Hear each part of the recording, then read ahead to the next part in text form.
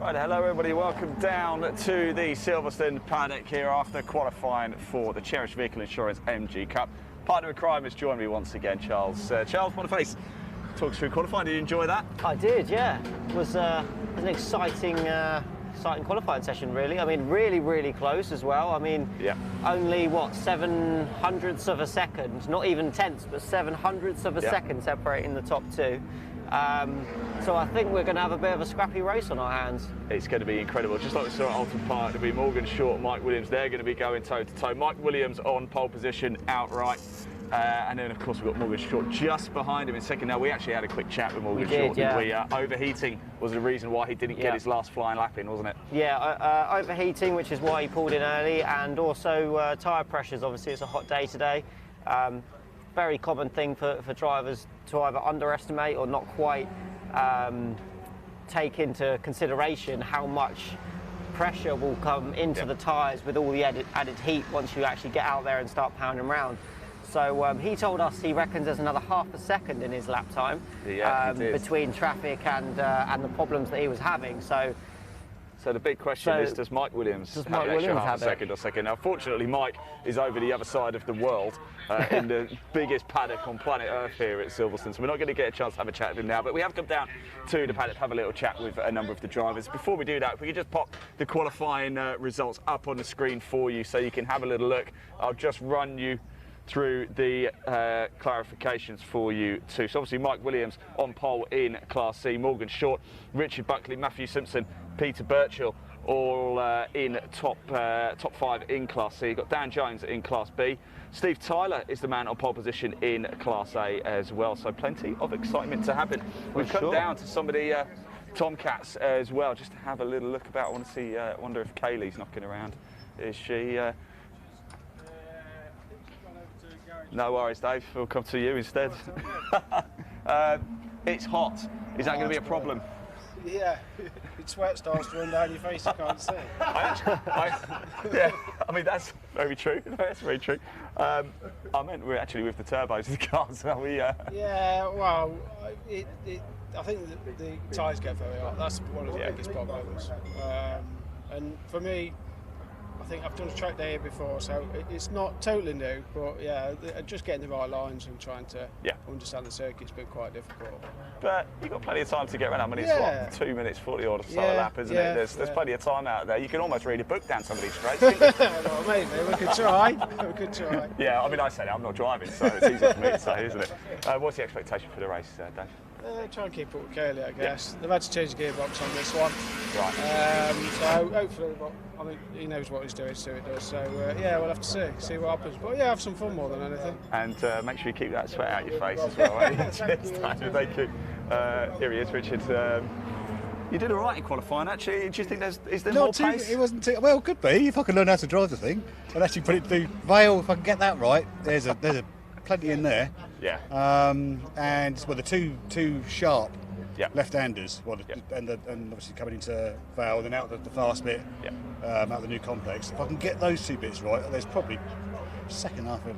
I did see during qualifying at one point, I think you had Mike Williams in front of you, but you were powering onto the start-finish line, and the speed difference for you to him in your favour was wonderful. So the power is there. The power's there, yeah. But obviously so much heavier. Yeah. So much heavier, and I keep going too quick into the corners. I just need to slow down to go faster, I think. Slow down to go faster. Yeah, it sounds mad, but it does work sometimes. It does sound mad. Richard, those are talking to us. Best of luck Right, slow down to go faster. Now, Charles, you actually do a bit of driver coaching, don't you? Is that when you're going to start teaching all the drivers? If you want to go faster, slow down. It's true. He's not wrong in what he's saying. A lot of the times you'll see, especially with overly keen drivers, or if you're trying to make up too much time too soon, maybe if they've not quite had the testing that they've had, is you'll go into a corner knowing the car should be able to do it, but not quite, and miss the apex or carry too much speed in and compromise your exit. Sometimes just drawing back everything a metre or so is enough to open up the corner, open up the steering, and carry loads more speed through, get a great exit. And especially if you're coming, if you're going into Chapel a little bit too hot and you're getting a bad exit, you're carrying that deficit all the way up along Hanger Straight until you get into Stowe. And Stowe's not a slow corner, so you're basically a sitting duck for 10 seconds of this lap, maybe even more. That's not a lot of fun either. Let's keep going. We've got the Class A cars of Hailey and Tyler over here as well. Here is Kaylee. Kaylee. Hello, are you all right? Yes. Right, before you head off, you've got the bucket. I see, obviously, a very important charity. Just tell us about it and how we can donate. You can either do it online or via Facebook or anything, or if you're here. But yeah, we're raising awareness for MND. My dad died on the 10th of March from it, and obviously we've decided as a race family to push it, to try and get as much awareness, because they've all seen him suffer and it's broke them all. So hopefully... The charity name is the Motor Neurone Disease Association. Yes, it's MNDA, Motor Neurone Disease Association. So, but anything will help to help people, just because there's no cure for it. No. And there never will be, so please donate. Please do head over to the MNDA website and please do donate. Qualifying, are you happy? Yeah, I got a few problems. They think the diff in the gearbox was breaking down, so they've changed it, and some new shafts again as usual. So yeah, they hate me. But I live up to it. I'm going to take box. Good on you. Cheers, Kaylee. We'll see you for race one. Yes, as I said, we've got the Class A. That's Kaylee Twigger there in the Rover Tomcat, looking like a little bit of work needs doing. Let's grab the boys over here, shall we? Look at this glorious blue, the sun's shining, it's a lovely day. It's changed, didn't it? I've normally got a brolly with me, haven't I? In fact, I'm moaning today because it's too hot. What's it like? How are the cars coping? The cars are fine, actually. We came testing on Friday. I'm not sure whether we're as quick as we were in testing. It's a bit colder on Friday. Yeah. But they're going all right. The car's fine. I'm back in mine just for this weekend. Oh, yeah. Because Jago's racing his Ferrari at Donington. You know, why not? If you've got one. Why not? When you choose Ferrari, ZR. I think he's letting the team down. He's letting the team down, but they have allowed me to go with his number, so we're making the points up. So if we do well today, and we put it first in class. So if I can stay there, I'm doing him a favour, really. Yes. But it was nice of him to give me the car back for a day. It certainly is. Is it nice to be back out then? It actually is quite good fun, yeah. We came here on Friday with Stephen's car. Stephen went and got some runs in, and I went out for a few laps just to get acquainted, especially with Vale, because they've changed it this year. But apart from that, you're all good. It's probably about 6 degrees in the car, I reckon, when you're in there, strapped in with layers and helmet and all that stuff on. But no, it's all good. Car's running good. I went faster than Friday, just about. Stephen's gone much faster than Friday, which is good. So he's third in class. Brilliant.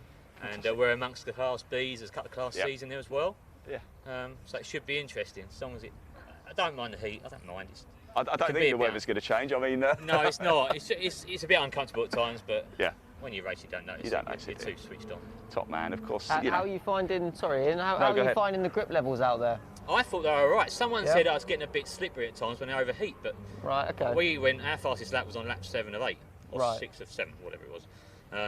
So no, nothing. I think we got it right. I mean, we haven't made a mistake yet. Maybe in race 1 we'll go completely the wrong way with tyre pressures or whatever, but.